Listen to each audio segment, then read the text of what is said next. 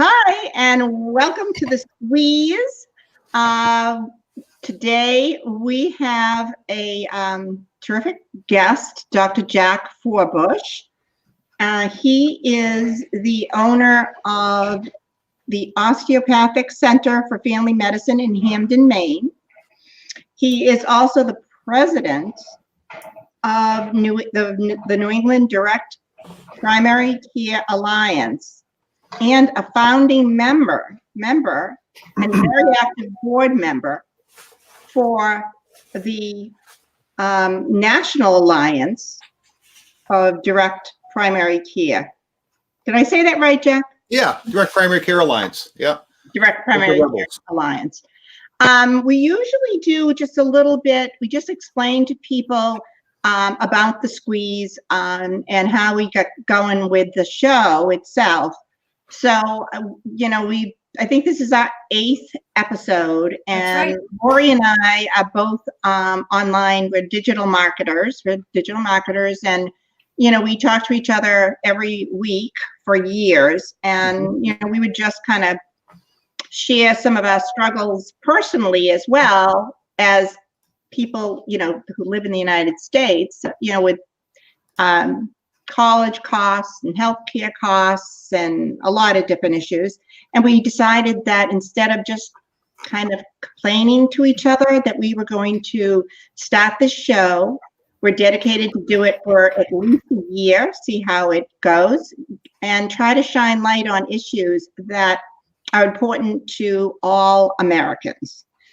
So we are on healthcare right now and healthcare costs, and it seems to be a hot issue. It is definitely a hot issue. It is a definite hot issue. And by the way, just for our audience, this is the first time we're going live on YouTube. Oh, yes. And AJ Rogers just posted saying, good morning to all of us. Good morning, AJ. Yay. Now we know it worked. Okay, so that's a big step. Yeah. Because what we've heard from the people who our audience is that we need to get this information out to a broader audience. So anyway, okay. So thank you for coming, Jack, today to talk. Thank you for inviting me. This alternative method of paying for healthcare. Yeah. So why don't you start with just telling us a little bit about your own practice? Sure. So I'm a family medicine doctor, and I do feel that I need to define that a bit more because the common belief of what family doctors do is not entirely correct with what I do. So perhaps if I throw out the name Dr. Marcus Welby might be a better idea of exactly what I do. I mean, I still deliver babies.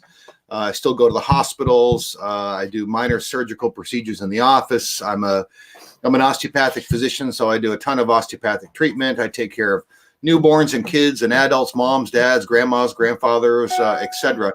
So fairly broad scope of practice in comparison to what many folks may be accustomed to in some of the more populated areas with primary care or more specifically family medicine.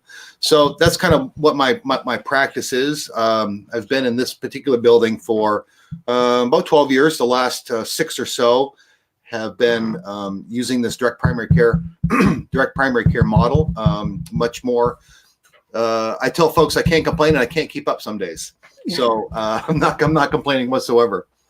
But previous to that, I'd worked as an employed physician for a couple of the local institutions and then broke free about 12 years ago to start my own practice. And then ultimately this direct primary care model. Very good. Yeah. So tell us, what the motivation was behind, getting into this direct primary care model. Yeah, it's when I first opened the practice, I was a typical insurance employed physician, or I worked for Anthem, Cigna, Aetna, whatever. What's your insurance? What's your copay? I'll submit a bill to them, and not working for the patients at all, but working for the third party payer system. Mm-hmm. And found that as time moved on, increasing more administrative requirements on myself and my office staff, to the point that it was significantly impacting my ability to do the things that I was trained to do, i.e. be a doctor. So when I'm spending more time on the phone or filling a form out to justify to a non-physician the treatment plan or the diagnostic plan or whatever I thought was most appropriate, in my opinion, when I found that I was spending more time, and that I really became a very, well, I guess I would use the term angry individual. I just was really just increasingly fed up. Shocking. And just literally woke up one morning and said, I'm either going to work at Walmart and handing out smiley stickers, or I'm going to completely do something different in my practice. Now, at the time, although unbeknownst to those of us that have been doing it as long as I have, there really wasn't a template or a boilerplate of how to do this. So most of us just kind of shot from the hip, to be honest with you. And what's even more interesting is we all pretty much had the same idea, which was ironic. As we got to know each other over the first year or so, we realized that, oh gosh, we all kind of had the same mindset, like a Renaissance period kind of erupted in a lot of people's minds. And over the past several years, the model has grown, I don't want to say exponentially, but certainly pretty darn close to it. When I first started doing this, there were probably, maybe 100 practices nationwide. And now there's probably nearly 1,000, give or take, across the states. So the advantage of the newer folks is they can learn from my mistakes and hopefully from some of my successes too.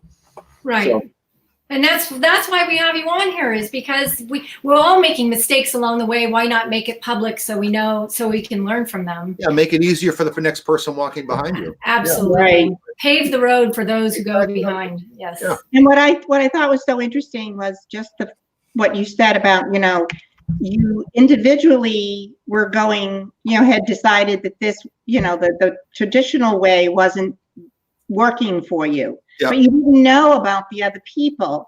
And then you all kind of get to know each other. And Lori, isn't that kind of the idea behind the squeeze too, that we figured there's tons of other people who feel the same way we do?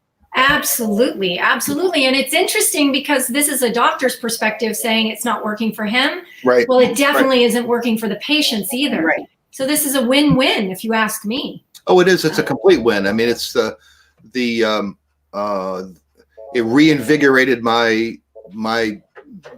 who I was as a person. It liberated me to provide the type of care that I wanted to and that I felt patients deserved. It's been liberating for patients to escape from the slavery of our current healthcare model. So it's really, is it a 100% solution? No, but it's a solid 90 to 95% of the solution. Right. I think we're going to get to that. So why do patients choose to participate in the model? I mean, from a patient's perspective instead of the doctor's perspective. Yeah. So the things that I hear most common from, we offer complimentary meet and greets because it's kind of a model that's almost unbelievable. So that we have folks come in and they can interview me and make sure I'm not a serial killer or on the FBI most wanted list or something like that. Right. But the things that I hear, some of the most common reasons I hear is I'm tired of being a number. I'm tired of never seeing my doctor. I'm tired of having to wait 3 weeks for I'm sick. Or yes. I'm tired of being told to go to the emergency room or the urgent care clinic. That's number one. Number two, I'm tired of feeling as though folks are not actually taking care of me. I'll share a great example. So a new patient has had knee pain for the past 3 months. She saw her primary care provider, if you will, and was referred to an orthopedic surgeon after, 6 weeks or so. Has had 3 x-rays of the knee, all of which showed the same thing, but no one has told her this is what we need to do. This is our plan. This is how we need to proceed. So in the course of her first visit, we got her hooked up with the appropriate imaging, hooked up with the appropriate consultations, and getting her taken care of. I had the advantage of having more than 7 minutes to take care of patients. So I can sit down and hear their story and arrive at a more collaborative plan than any other practice can. So those are the kind of the top 2 reasons. One of the other really distinct reasons is I'm tired of being hosed on my healthcare costs. Mhm. You know, I'm tired of being screwed over by, you know, having to pay this much for this or this much for that, and really needing me to prove through our interview that that what we offer is incredibly cost effective. So when I say cost effective, I mean generic medications are pennies on the pill. Why anybody would buy a $4 prescription at Walmart or the local pharmacy, I have no idea. Because that's Well, I still think one of the problems is we don't know better. exactly. And then to have a doctor come forward and tell us this, now we know better, and now we want change. So, you know, a $4 medication, that's probably still a 300% markup on that medication. That is so crazy. You know, it's like it's ridiculous. It's so or even you know, your cholesterol test. You know, why is it that the lab is charging quote unquote $100 or $200 or more? How is it that I, as a single doc, can do it for 18 or 17 or 20, whatever our cost? I don't remember the cost off the top of my head. Using the very same facility. Why is that? But you're right in that there needs to be someone needs to pull back the rug, open up the closet, get this stuff out there, and really expose the inconsistencies. Let's put it that way. There needs to be transparency. Here in the state of Maine, we've passed 2 transparency bills that have had 0 teeth. No one is enforcing it. What? Yeah. Exactly. Okay, so so what do we do as citizens? What do we need to do? So what I do is I tell folks, call up your local senator and representative and ask them why they're so incompetent and impotent about this. This is a law. Why is it that this law is not being enforced? Now, there are a lot of organizations that are fighting against it. You know, the hospitals, the labs, the blah, blah, blah, blah, blah. But it's a consumer has the right to know the cost of the product they're purchasing or the cost of the service that is being rendered. If I walk into my grocery store and fill up a cart full of groceries, I have to pay for that. And then I don't take it all home and then wait for them to bill me. Yeah. Yeah. And as I'm shopping, I know what the prices of X, Y, and Z are. So I can better have an idea of how much is in my cart. The way it is now, you're just the service is provided, the procedure is provided, the product is delivered, and then you get a bill for some ungodly amount with no explanation as to how much is this piece, how much is that piece, why did it cost $1,000 for a Tylenol tablet? None of that. Yeah. And there is no other industry that we tolerate that. And I don't know why we as a population and as a culture tolerate that from people, from the organization, from the healthcare administration. Let's put it that way. Right. We need to get big business out of healthcare. Well, you know, at the very least, hold them accountable. Right. Yeah. At the very least, hold them accountable. Now, I'm not saying that we need to get big business out of it completely. We need to. If I want to buy a TV, if I want to purchase a new monitor, I'm going to look at the specs that I want. I'm going to be able to shop around a handful of places and decide where I want to do my shopping, and decide whether or not, you know, the $10 I save here is worth it in customer service or whatever. Now, there are some things in healthcare that you can't put in a box, but there are a lot of things you can. A chest X-ray is a chest X-ray is a chest X-ray. A cholesterol panel is a cholesterol panel is a cholesterol panel. There's very little variability between those 2 items. A dose of your lisinopril high blood pressure medication, a couple of different manufacturers, but the price is all pretty much within a couple of percentage points of each other. Well, why can't you know what that is? Right. Yeah, exactly. No? I mean, I think it just, again, it gets back to what Lori was saying earlier. We just don't know. The patient just doesn't understand that we have a choice, Jack. Right. We don't know we have a choice. That is exactly right. So we're as stuck as anybody. Right. You're stuck in a place without any using the truest form of using the truest definition of the form ignorant. You don't have the knowledge to know what to do. Yeah. And a consumer should have that. And there have been pushes by politician Mickey Mouse and politician Donald Duck about all this talk about transparency and pricing, and we're going to fix this Medicare for all, this kind of hoopla and bullcrap. the reality is that they don't want it, because if they really wanted it, it would get done. Yeah. What I like about the whole direct primary care and model here is that it really is grassroots. It's a bunch of doctors who are saying, we're done. We're not going to do business like this. We're not going to, practice in this way. We're not going to be puppets. Right. And we're going to do it the way we want to do it. And, I think that is so empowering. And when I watched, I was saying, I went on the New England direct primary care site, which we'll give you the link later on. And I was watching some of the videos and some of the stats and all that kind of stuff. It was like, wow, this is huge. And this should be discussed on a national level. Absolutely. Yeah. Oh, and Chad Savage, the video you're referring to is astonishing, to say the least. Yeah. So, and as a quick little correlate, I testified before the state of Maine, probably a handful of years ago.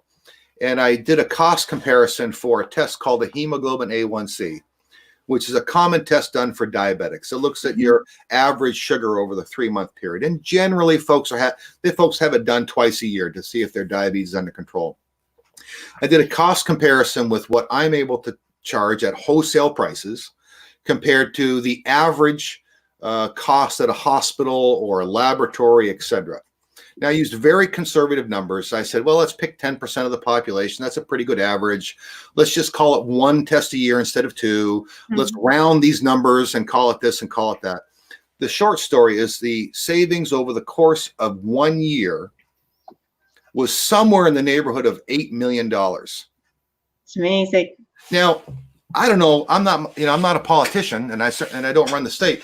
But I got a pretty good idea where they could spend $8 million. Yeah. Right. I know. A woman would never have to pay for a mammogram again. Right. Gosh. We would have no school lunch problem. We would actually have roads that we can drive. I mean, the list goes on and on and on. But they won't fix the problem. Very few people have got, pardon the French, but very few people have got the cojones to stand up and say this needs to be fixed. I think we're getting fed up, though. I think it's happening. I mean, you say ignorance, and the thing is the whole ignorance is bliss. Right. Ignorance isn't bliss anymore. It is not bliss, and It's almost intentional. I'm pissed. So when I have this, I joke about this. When I have this kind of conversation, my Democratic friends feel that I'm a staunch Republican, and my Republican friends feel like I'm a staunch Democrat. My liberal friends say I'm too conservative. My conservative friends say I'm too liberal. This is not a political issue. Oh, yes. It's not a political issue. This is about providing high quality, cost effective healthcare to people. That's what it's about. Whether you want Medicare for all or you want a completely free market system, it doesn't matter. This works. This is an apolitical issue. Oh, I'm so glad you're saying that, because this show is not about politics. It's about people. Right. And the thing that I've noticed is that, people on one side of the aisle who are 100% Medicare for all will not listen to anything else. People on the other side of the aisle who want, to continue with the third party insurance system, they won't listen to anything else. Like what? These two camps are so entrenched in their religious dogma that they're cutting off their nose to spite their face. Like so it's just that wall they're putting up and not opening to any new ideas. And it's crazy. An idea that can work with. So anyway, I wanted to ask you too, but the thing of it is, what if a patient needs surgery? What if a patient needs, they get cancer, there's cancer involved in chemotherapy. Yeah. What do they do? Well, so there are actually, in a kind of a big conceptual thing I ask patients to think about is, number one, what's your risk of needing a catastrophic event? It's not zero, right? But it doesn't happen every week. So hopefully you don't break your hip every other month or get cancer every other month. So even though it's a reality that you need to prepare for and budget for and et cetera, it's not something that's going to occur hopefully on a fairly regular basis. That's where our previous model of health insurance, Right. that's what it did. It did not pay for primary care. It didn't pay for your tire rotations and your windshield wipers and your oil changes. No, it paid for when you got a fender bender. It get paid for when you had something that was financially just, out of control. So the catastrophic coverage, which is what we tell everybody to get anyway, those options are much more limited than they were years ago. And I part and parcel because of the Affordable Care Act, not specifically because I say part and parcel because of how the ACA provided guaranteed income to the third-party payers. So that part of the ACA didn't work, okay? And that's unfortunate. I think the ACA did some good things, but it just didn't work in that particular element. So I often will talk to folks about, for want of a better term, these organizations called sharing ministries. And some are very faith-based and some are completely faith agnostic. So like Sedera or Christian Share Ministries or Medishare, or they're very akin to like a credit union where we all kind of put a determined amount of money in, and then we pull out of that based upon our need for these high ticket expenditures. And again, there are some that are very faith-based, like a Catholic or a Jewish organization or whatever. And then there are others, for example, Sedera, which doesn't have any kind of faith requirement, if you will. But I think that's a smart thing to do, because it takes the higher expenditure or the middle to high expenditure items and provides some protection that you're not going to go completely bankrupt. Now, okay, so there's a few insurance agencies, you're saying, or insurance organizations that are providing coverage for, the more costly events. I need to have my front quarter panel replaced, or something like that. Yeah. Things that that are not part and parcel with routine life. Let's put it that way.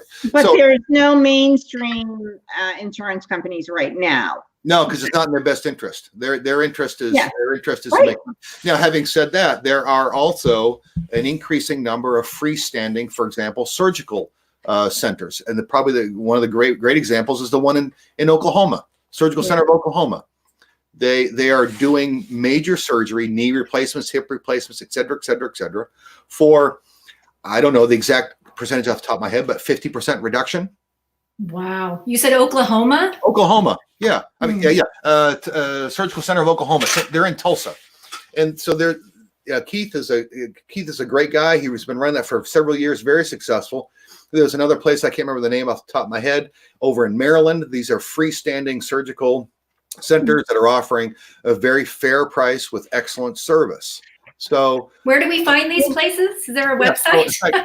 No, what I'll do is I'll look it up right now, put the link in the show notes. But so, now, what about quality control? What's that? Quality control in terms these are no slouches. These are board certified. They're just doing it differently. Yeah. So, Surgery Center of Oklahoma. It's surgerycenterok.com. I'll send you guys a link. You can put it up in the show notes or something.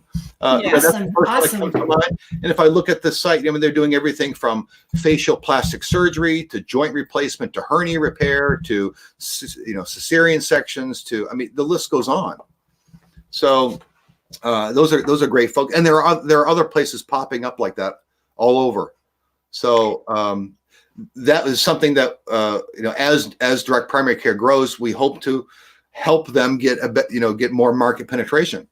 I think what's so great about this model is it, for us that are of a certain age, we remember when our doctor came to the house, when we didn't have to make a telephone call and ask permission. Right. To go when they cared, when it seemed like you went to your doctor and they cared about you. They took the time. It makes me sad when I go to the doctor and, my doctor has to roll in, the computer. Right.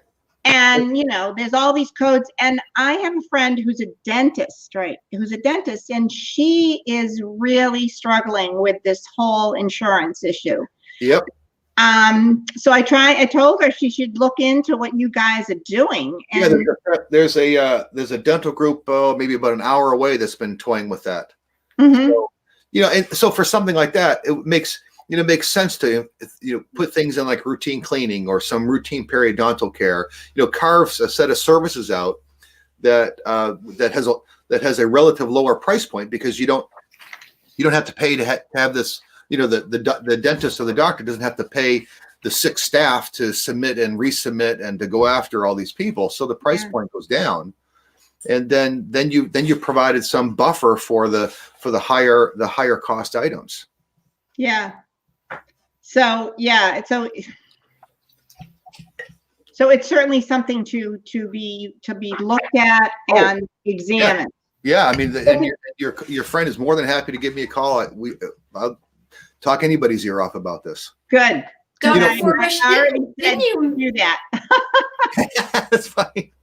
Dr. Forbush, didn't you mention the rate of suicide in the medical profession? You mentioned dentistry. Do you remember when we were in the green room? Yeah, dentistry and physicians, I think they flip-flop between number 1 and number 2, highest suicide rate among professionals. Now, Pam Wibble has done a fantastic job at raising the awareness to this. But, dentists, physicians, dental students, medical students. And here's the thing. I don't want to say nobody cares. I care. But we all care. But it speaks to a problem that we're not willing to address. The burnout rates, the suicide rates, the rape and pillage of physicians and nurses and it just goes on. And so a healthcare organization's solution to that is to tell them to take yoga. Well, that's fine, but that's not going to fix the fact that you've problem. Why? It's not fixing the why. Yeah, you're not fixing exactly. So you're still telling these doctors you have 7 minutes to see a patient.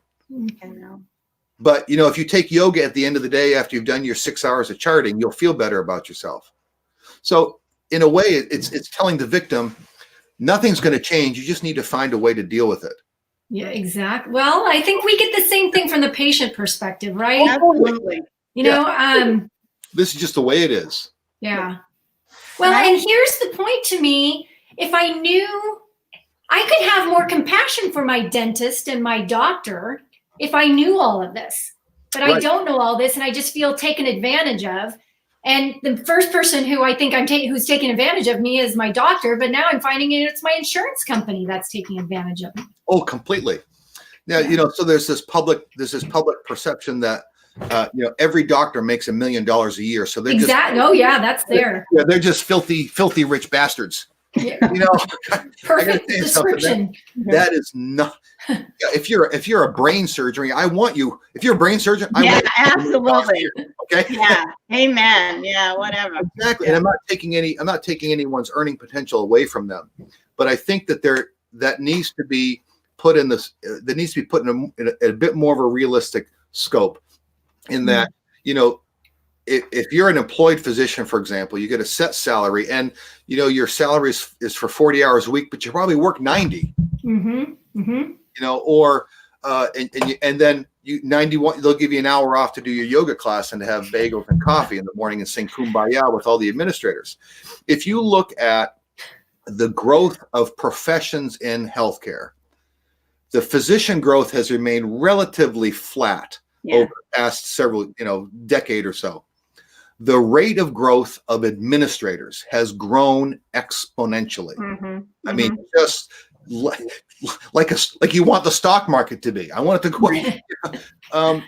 And so these are the people making millions and billions of dollars in healthcare. They're not the doctors. Mm-hmm. Unless they're the CEO of fill in the blank insurance company or CEO of fill in the blank healthcare institution or something. But it's just and that's kind of a mantra that needs to be corrected. The hard thing is it's a really hard thing to correct because you got so many entities out there propagating a lie. Lobbyists. Oh yeah, Yeah. No. Doctors, just filthy rich guys and gals there. They don't need, so it's kind of funny because you hear some of the politicians talk about how they're going to cut the healthcare costs. Well, one of the things they're going to do is they're going to cut reimbursement to physicians. Yeah. Your 7-minute visit went to 5 minutes because they have to see an extra 10 people that day. Yeah, it's absolutely. It is not for the greater good. No, it's not for the greater good. Decisions are not being made for the greater good, and it's really quite sad, actually. And then I would think that this would be very, very powerful for like a business owner to be able to say, hey, I'm going to help you, do, when you have a cold, when your back hurts, whatever, I'm going to, underwrite this direct primary care for you. And then their costs go down. You better believe it. And then, and help with the catastrophic insurance. So I'm going to bring this up at the 10,000 small business community because that is huge. Several years ago, I approached a local oil company. They've got about 100 employees. Yeah. And again, I'm not an insurance genius at all. I'm a guy from the northern Maine. We do things practically. I picked potatoes as a kid. So you got $10, you can't spend 11. That kind of mentality. Yeah. And I said, well, if you adjusted your employer-based income, and actually increased the deductible, I think it was about $1,000. You could pay for all of your employees membership to this practice and save about $250,000 in a year. See, that's the thing I find fascinating. So the challenge behind that, and I had nothing against insurance brokers, but insurance brokers aren't going to make any money off me. Right. Okay. So it's to their advantage to sell a plan that they're going to make, their percentage of. They don't make anything off me. But there are insurance brokers out there, and I'll find his website on here, who understands that providing a good service to his clients, rolling in direct primary care is a win for everyone around. Well, I think of my, other friends who have, they're, entrepreneurs. They don't have anyone paying for their insurance. It is a struggle. To pay for insurance to get decent health care. Right. So, and it's just, this solves so many problems on so many levels as far as I'm concerned. Right. My friend who's the dentist who's getting crushed because they're taking, 30% of her business, 30% in costs for the, maintaining insurance. We all think that you need to find an insurance plan where you pay the lowest deductible. Well, you don't have to. Yeah, so if you look at like the Joel Allenbaugh, who's here in the state, he's an insurance broker. He completely gets it. Loves primary care. George Clausen is another one. They understand the cost savings to the business, to the owners, to the individual, and not just the cost savings, but the improved quality of care, the continuity of care. So, for example, I have for all of our patients, but also for the businesses, we offer telehealth is included. So they can text me. Moms can send me pictures of the rashes. Hey, I'm at work. I got X, Y, and Z. What do I need to do? Well, I can manage a lot of that without them having to leave work. Right. So what employer is not going to like that? Right. Exactly. And I hate it when there's a simple issue. I've got a sore throat. I don't know, whatever it is. Right. And then I call and it's like, well, you have to come in. You have to come in so we can charge you. Because exactly. Yeah. I just put another link to Joel Allenbaugh's agency on there. But they're not gonna make any money because they can't bill. Yeah. So the incentive is to take you out of work, to have you come over, for them to look at you and say, yep, you have a cold. That's $150, please. So AJ has a good question. AJ, who's listening on YouTube, says that this is incredibly enlightening. Absolutely. Thank you, Dr. Forbush. How do we get other doctors to get on board? Number one, if you know a doctor, that's tired of being raped every day by the healthcare system and want to escape, call me. Call me, call anybody in the either the New England Alliance or the National Alliance. We will help you get out of that slavery. And I'm putting myself out there. People can call me anytime they want. That's number one. Okay. Number two, they need to understand, or we need to help them understand that there is a better solution that allows them to be the doctors that they went to medical school for. They have a choice. They have a choice. They may not feel like they have a choice. They may say, I've got $300,000 in school loan debt. I've got to pay this off. I've got to do X, Y, and Z. There is not, I can walk through the numbers and show them that they could take care of their school loans, provide excellent quality of care, come home to dinner with their children, take their spouse out on a date, enjoy life, have a much more productive practice. They call me, talk to the DPC Alliance. Joe Grundy is our executive director, is more than happy to hook someone up with a mentor in our mentor-mentee program. If they're here regionally, we have the New England group has quarterly meetings. More than happy to come. We will do whatever we can to help you out. And then on the other side of it, you have patients that can demand. You better believe it. Yeah, doctors consider this and look at this.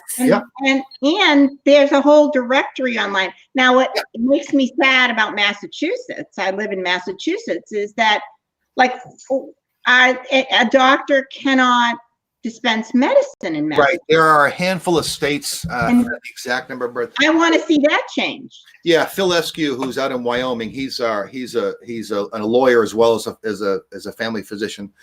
He's got some great data on which states, which of the remaining states do not allow for it, and we're hoping to get that changed across all the states.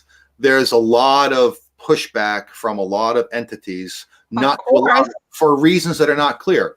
So in the state of Maine, we can dispense, and of course we follow all the regulatory guidelines and things. Mm-hmm. But I give patients medications that are like 2 or 3 cents a pill. So a woman comes into my office and says, "Oh, I think I might have a urine infection," or the kid's got an ear infection, or someone needs their blood pressure medication. I mean, they walk out and they're paying, a couple bucks. Right. Oh, we can get into all that nitty gritty. But for a couple, we're going to have another show too. Yes, one housekeeping. Lucille, you need to copy the second link he put in there. I don't have access to you. Just need to do that. I took a screenshot. Okay, and then Christy brings up a good question, which is my last question to you, sure. Dr. Forbush, is how do you see the DCP fitting into the current medical system we have today? Because like my husband works for a company that gets insurance. Yep. We don't have all these. We talked about this in the green room, where I would love to do DCP and then catastrophic care. Right. Are we moving? How does this work into the system we've got? So I think the system to a certain degree needs to get blown up in a way. It kind of the perfect solution, if I can use that term very loosely, would be that we have safety net catastrophic insurance for things like cancer, hospitalizations, broken hips, et cetera, that we have to have some safety net for. I think we should stop. Third-party insurance companies should stop paying for primary care. Yeah. Period. Stop paying for primary care. I like it. Because let's do it. Primary care, and DPC is a great example of this, can be provided at such a lower cost point and such a higher quality than what the current insurance model structure is allowing for. So can we convince them to let go of that part of it? Well, why would they want to do that? It's a feeding frenzy for all the other stuff. And I think the third part of that is allow patients to have, you want to call it a health savings account or whatever political term you want to call it. I don't really care what you call it, but some vehicle like that patients can use to pay for either memberships in a DPC practice or those middle of the road costs. What's the downside to that? There is none, other than all these other vested entities aren't going to be getting their piece of the pie. So I think that there are a lot of good ideas put up by politicians on both sides of the equation of how to fix this. We just get the politics out of it Yeah. then That's we, true. so here, people, whether you like him or not, Ben Carson was a world renowned pediatric neurosurgeon. Whether you like his politics or not, you can't take away from the fact that he was an incredible surgeon. He had a great idea that his guy got poo-pooed because he's a Republican, which is stupid, but whatever. Mhm. That it would allow every child born, parents, grandparents, or whomever, or even you could even roll this into a government infusion of cash. Every child is given a $500 or whatever you decide it wants to be health savings account that can sit there, gain some interest. People can put money in over the course of the child's life. That can then be extracted for medical expenses. If you think what would happen with $500 or $200 or $50 on day zero of a child's birth by the time they got to age 18. Wow. There's your solution right there. I mean, and that's math. I'm loving this. That's not politics. That's simple math. Right. Okay? And right. How do you argue against that? Well, the poor wouldn't be able to do that. I understand. So let's have some type of program with the U.S. government or the state or local, whatever. Every kid is given this a lot amount of money, and if they want to put stuff into it, great. If they don't want to put stuff into it, it still sits there. So there are solutions like that we really need to talk about instead of subsidizing the third-party insurance model, which is what a lot of the ACA did. Unfortunately, I think it had good intentions. It just kind of fell apart as the politics got involved. And at the very least, the discussion is so important. Yeah. Right? Because as we discuss, we refine. Right. As we gather information, we refine. Yeah. We need the knowledge. We need the information. We need the discussion. And I'm not hearing this. I hadn't heard of this at all. Yeah. And like I said at the beginning of the show, it's you got to get I don't mean to harp on the political side, but you got to get that out of this because we all want a solution that works for people. You're always going to have the edge cases where you got to have some other system in place. I totally get that. Right. Like I said, it's not 100% solution, but it's a solid 90 to 95. Even for folks that have got some kind of congenital problems that they're born with, they have no control over. This is still a good solution. And here's an example: you need to have a blood count done every 6 months. Well, would you rather pay 150 or would you rather pay 10? Right. Right. So that's $140 savings right there on one test. Mm-hmm. One time. So you multiply that by, 100,000 people. Where's the cost savings of that? It's gigantic. Right. So Christy has a good question. So how do we prevent complexity growing within the membership model, just like it did with the insurance? A pooling of resources is how insurance started too. Yeah. How do you prevent the fungus from growing? Yes. How do you prevent the rot from rotting? I think part and parcel of that is staying true to kind of the core principles of direct primary care, which is that we eschew any financial relationship with a third-party insurance. We work for patients and not for somebody else. I think the old principle of keeping it simple, stupid really needs to be part and parcel with moving forward. There are hybrid practices out there, i.e. concierge, which is a big distinction, that will still bill insurance and charge you a certain amount for the privilege of being their patients. That model is not nearly as successful as a pure direct primary care membership practice. So I think that's part of it, and part and parcel with that. And I think I've used that term half a dozen times, so I'll have to come up with something else. But anyway, as part of that, just being very clear on what the vision is. If my vision is to provide cost-effective, high-quality healthcare, is this additional item that I'm looking at impeding or enhancing that? If it's impeding it, get rid of it. If it's enhancing it, sure. So, good example. I have a part of my practice called Nudge 360. It's not a diet and exercise program, although some people think it is. It's an activity and nutrition program. It's offered completely complimentary to all of my patients. Mm-hmm. They come in, we do some nutritional evaluation. We talk about what things do they enjoy doing for activity. And we try to get them moving in a different direction. That's something that enhances what I'm doing. And if anything, it's bad for my business. If I make patients healthy, they don't come back to see me. Okay. Yeah, but then they refer people to you. I'm kind of saying that tongue in cheek, but like our guiding principle of healthcare should be making and helping patients get healthy. Right. Stay well. And what in the current model is, how do we diagnose more diseases? How do we develop more treatments for these diseases? And granted, there are those situations, but we need to have a focus and an intentional focus on health and well-being. Mm-hmm. And that's definitely that is definitely a core principle of direct primary care. How is it that, and I joke with folks, I'm like, listen, my job is to get you healthy, even though it's terrible for my bottom line.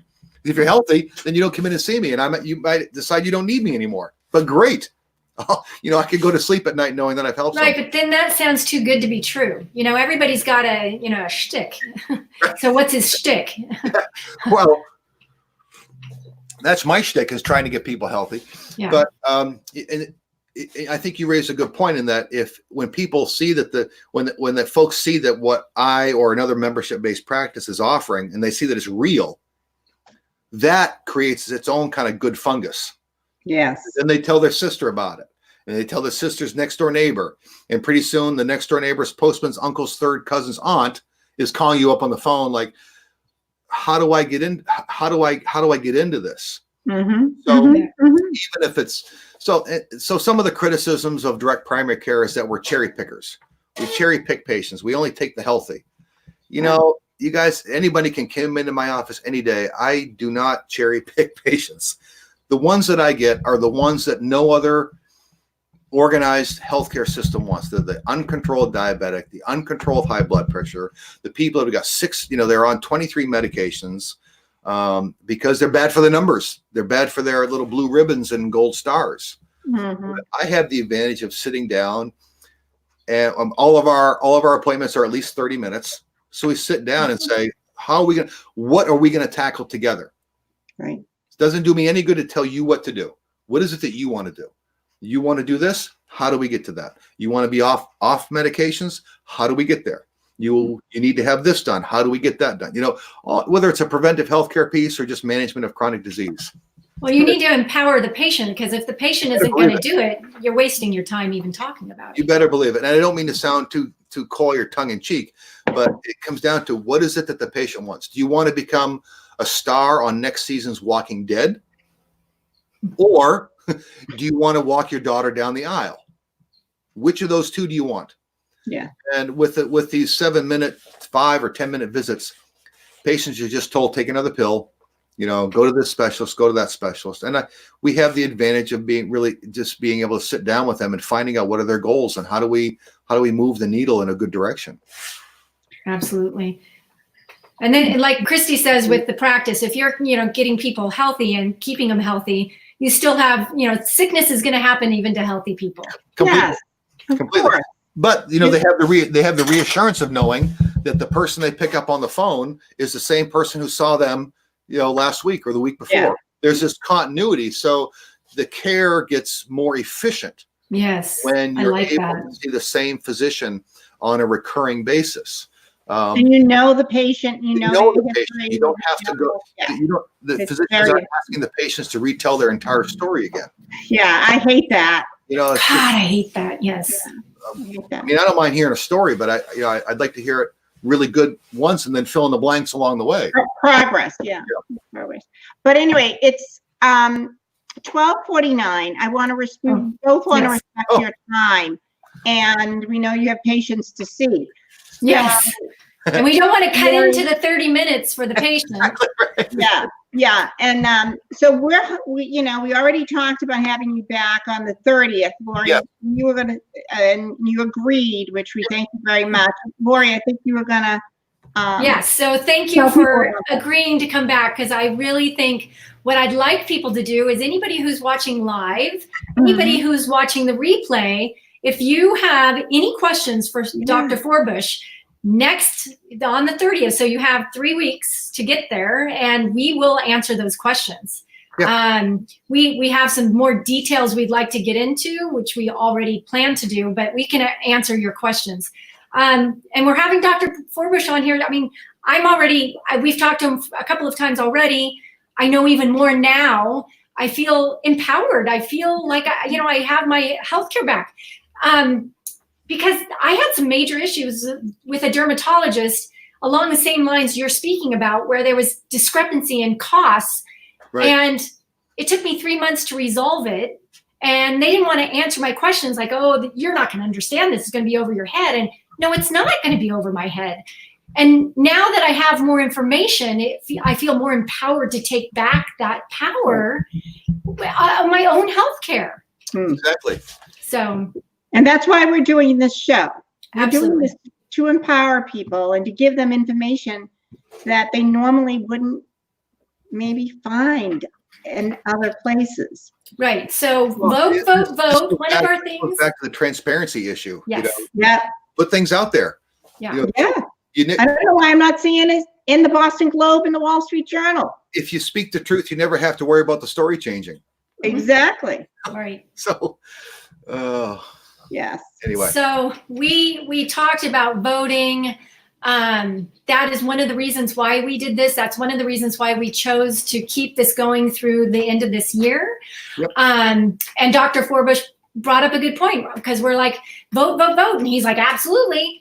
But you had a good point about it. Vote locally, right? Oh, locally. Yeah. Who's on your town council? Who's your mayor? Who's your local representative? Who's your senator? Who's your this? All the old phrase, I forgot who said it, but all politics are local. And change has to start with the people. Tip O'Neill. Yeah. There you go. Thank you. Tip O'Neill. Tip O'Neill. Great guy from Massachusetts. Yeah. All politics are local. Things start with the people. And Yes. there needs to be a kind of a healthcare revolution, and the people, the prime soldiers in that are patients demanding something different than what they're getting. Let's go, Lucille. We're starting this. Oh gosh. Okay. So we'll wrap up for today. Well, thank you very much for having thank me on. I really appreciate it. You're welcome. And we'll Thank see you on Thursday, January 30th, and we'll continue the conversation. Sounds fantastic. We want to remind people to make sure that, put any comments, put any questions or comments in the comment boxes. We'll get back to you. And we really appreciate your time. Oh, Yes. thank you for having me on. This was a blast. I enjoy doing it. Good. Awesome. All right. Bye, everybody. All right. See you folks later. Bye-bye.